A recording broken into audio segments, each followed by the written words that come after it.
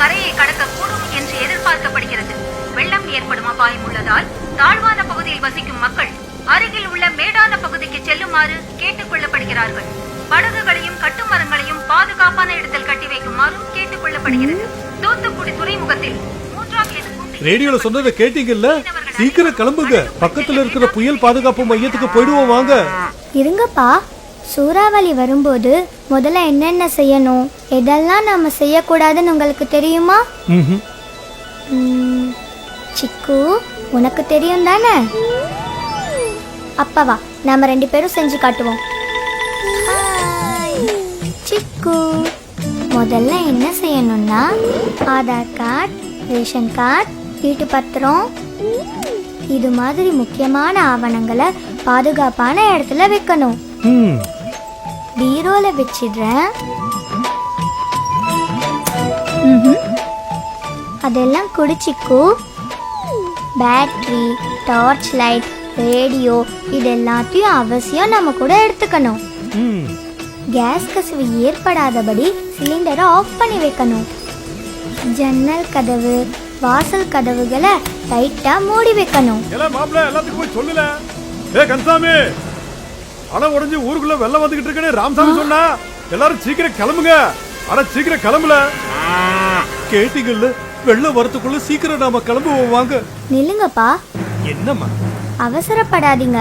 முக்கியமா இந்த மாதிரி வதந்திகளை நம்பவே கூடாது. உண்மைனா அரசாங்கம் ரேடியோல அறிவிச்சிருப்பாங்கல்ல. தேவையான உணவுப் பொருட்கள், மருந்து, மாத்திரை, குடிநீர் இது எல்லாத்தையும் எடுத்துக்கணும். மழை கொஞ்சம் நின்று இருக்கு, இப்ப வாங்க போலாம். வெளியே போறதுக்கு முன்னாடி மறந்துடாம மின் இணைப்பை துண்டிக்கணும்.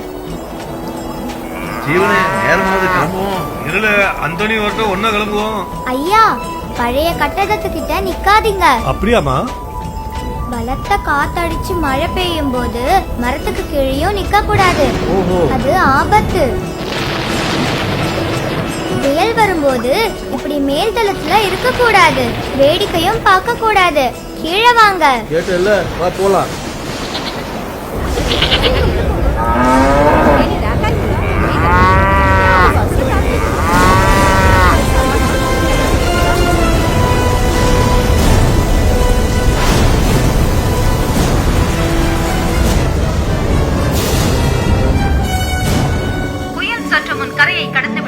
வெள்ளம் வடிந்த பின் மக்கள் அவர்கள் இருப்பிடம் செல்லலாம் என்று அரசாங்கம் அறிவித்துள்ளது.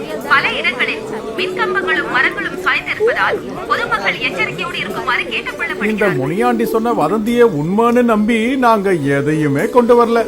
ஆனா நீங்க பரவாயில்ல, அரசாங்கம் சொன்ன அறிவுரைப்படி தேவையான எல்லாத்தையும் கொண்டு வந்துட்டீங்க. அரசாங்கம் சொல்றத கேட்டுடுவோம், ஆபத்துல இருந்து நம்மள காத்திடுவோம்.